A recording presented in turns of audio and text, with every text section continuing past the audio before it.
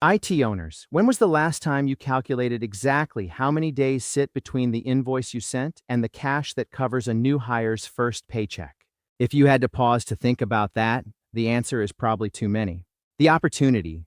When your cash conversion is tight and your collections are predictable, growth in this business is almost mechanical. You win a managed services contract, you staff it, you bill it.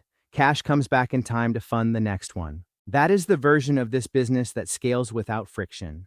The risk.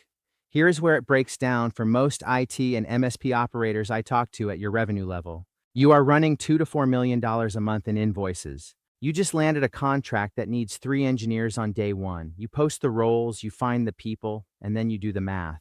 Your current AR is sitting at 47 days outstanding. The new hires need their first paycheck in 14. That is a 33-day gap.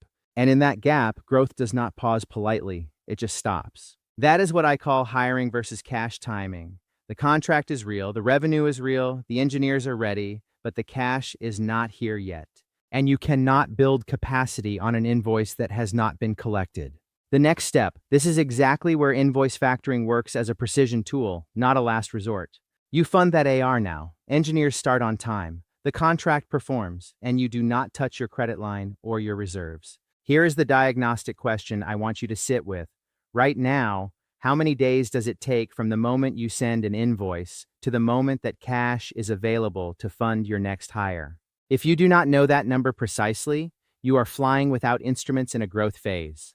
The operators who dominate the managed services space do not wait for collections to fund capacity. They engineer the timing in advance. If you want the 2-minute cash conversion cycle check we use with mid-market operators, comment "cycle" and I'll send it to you.